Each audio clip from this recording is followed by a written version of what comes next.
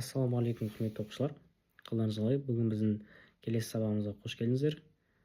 Бүгін біз информатикадағы нақты есептер саласындағы басты тақырыптың өтетін боламыз. Ол бізде логикалық операциялар. Жалпы бізде информатикада екі топ бар. ұбт-да келетін. Біріншісі ол теория, екіншісі есептер. Есептерде біз өттік ондық, сегіздік, 16-лық және екілік санау жүйелері алдыңғы сабақтарда. Олар бізде ұбт-да үлкен жалпы пайызын алады. Сосын тағы да бізде Хартли формуласы бар. Хартли формуласын келесі сабақтарда өтетін боламыз. Және осы бүгінгі логикалық операциялар. Жалпы логикалық операциялар дегеніміз, оларды бастамай тұрып, біздің компьютеріміз қандай екі сигналды қабылдай алатын жайлы айтайық. Жалпы компьютеріміз бізде сандармен жұмыс істейді. Нақтырақ айтсақ, екі санмен. Бірінші сан бізде 0, екінші санымыз бізде 1. Мысалы, сіздер матрица киносын көрген болатыныздар. Осы киноны көрсеңіздер, бірнеше моменттер болады, кадрлар болады.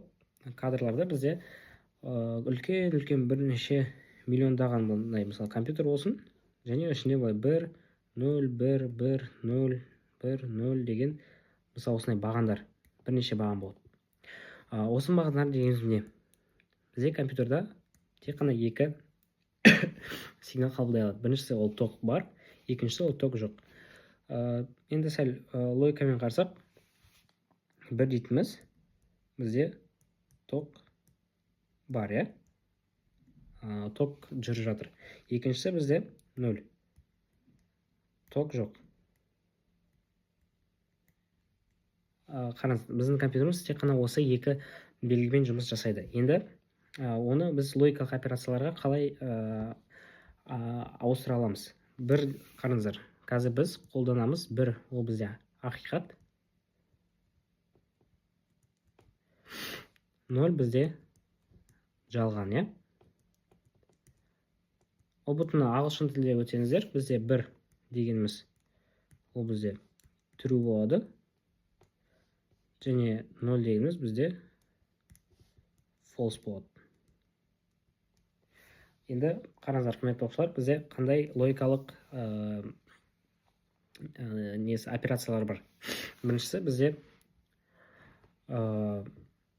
not терістеу. Былай жазайық, бізде терістеу. Терістеу дейтіміз ағылшынша not. Емес, мысалы, емес. Қалай? Мысалы, біз айтамыз, бізде 1 бар, мысалы, бізге айтады 1 емес дейді. Оның қандай белгілері бар? Немесе А дейік, А сигналы, жалпы А неміз. Біз айтады А емес дейді. Оны қалай біз математикалық түрде қалай көрсете аламыз? Немесе, қараңыздар, леп белгісі, сосын біздің ат таңбамыз. Келесі бізде осындай бір таңба белгі, знак.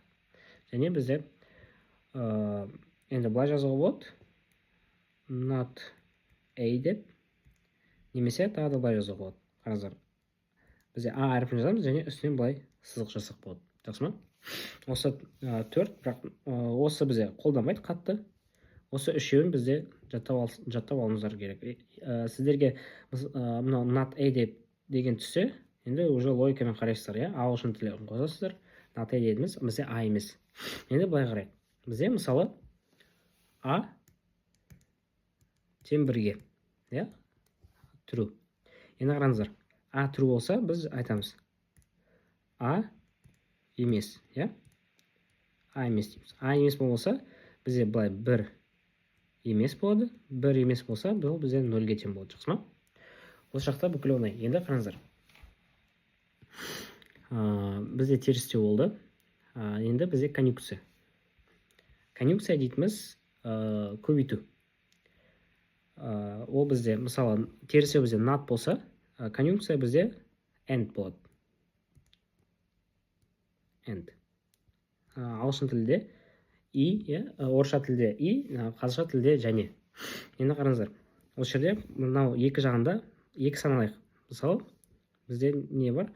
А мен Б несі болсын? А мен Б. Енді қараңыздар, аның мәні бізде 1 дейік, Б-ның мәні бізде 0 дейік. Қояйық. 1 and 0. Қараңыздар, мен айттым сізге, конъюнкция дейтініміз ол бізде көбейту. Сонда бізде 1 көбейту, өзімізге ыңғайлы тілге жаза аламыз, ыңғайлы түрге келтіріп аламыз. 1 көбейту 0. Тең болады 0-ге. То есть осы жағдайда бізде false болады. Жауабы false болады. Конъюнкцияның қандай белгілері бар?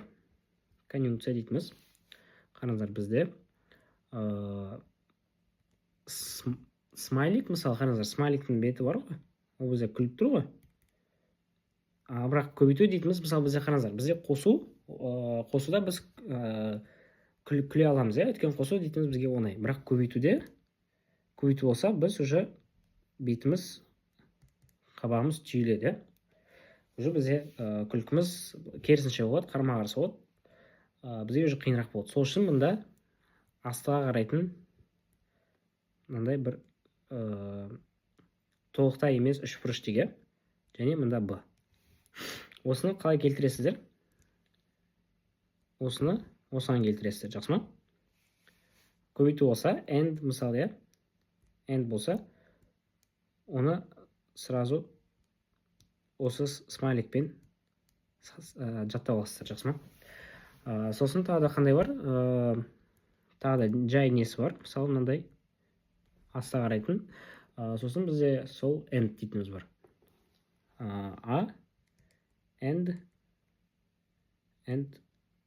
B. Жақсы ма? Осы бөлек болады. Енді осыны жаттап алыңыздар. Осы өте мұқият, өйткені мысалы математикада біз алдымен жақшаны орындаймыз, сосын мысалы көбейту, бөлу, сосын бірақ біз қосу мен азайтуды орындасақ, осы жерде дәл сондай біз алдымен осылай мен сіздерге қалай кезек-кезекпен түсіндіріп отырмын, сол кезекпен бізде орындалу керек. То есть біздікі біріншісі терістеу болды, екіншісі бізде конъюнкция болды, Сосын бірінші бізде алдымен емес бар әріптерді ауыстырамыз, сосын біз конъюнкцияны жасаймыз. Үшіншісі бізде дизъюнкция. Дизъюнкция бізде ағылшын тілінде or, қазақша бізде немесе. Енді қараңыздар, орысша либо. Біз оны қалай оқимыз? Мысалы, бағана мен айттым, and дейтіміз бізде және, и. Біз айтамыз, 1 және 0 дейміз. Бізде жауабы 0 болады. Енді біз айтамыз, дизъюнкцияны біз қалай айтамыз? 1 or 0. Қараңыздар, бізге былай айтады. Мысалы, бізде ұбт-дан үлкен илбай айтайық, мысалы, болашақта мықты мұғалім болу үшін, мысал ретінде, сіз МТ жобаңызда оқу керексіздер, немесе сіз университетте мұғалімдікке түсу керексіздер, мұғалімдікке оқу керексіздер, мұғалімдік диплом болу керек, мысалы, осы екі бізде жол бар. И біз айтамыз, немесе дейміз, ортасына немесе қоямыз. Бізде, мысалы, МТ жобасын бар, бірақ дипломымыз біздің мұғалімдік емес, Бірақ бізде немесе болғандықтан, екеуінің бірі болғандықтан, сіз мұғалім бола аласыздар. Сондықтан мына жақта сізде 1 болады. Жауабы true болады. Енді мен сізге нені көрсетейін? Конъюнкциямен нені көрсетейін? Қараңыздар. Конъюнкция бізде дәл солай. 1 and 0. Қараңыздар, мұнда дәл сол мысал ретінде алайық. Мысалы, мен МТ жобасына бардым. МТ жобамыз бізде жалпы Modern Teacher Academy. Енді қараңыздар, біз мысалы кез келген оқушы алайық. Мысалы, мен осы жобада бармын.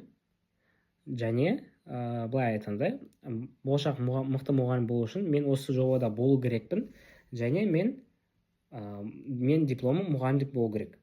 Сонда бізде қараңыз, MTA және диплом.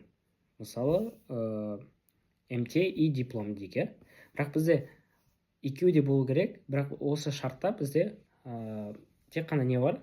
Тек қана бізде MTA жобасы бар. Бірақ дипломымыз бізде басқа кез келген мамандық болсын. Бірақ сіз болашақта мысал ретінде айтып жатырмыз, сіз мықты мұғалім бола алмайсыз, мысал ретінде. Сол үшін осылай қарастырсаңыз болады. Енді келесі бізде XOR.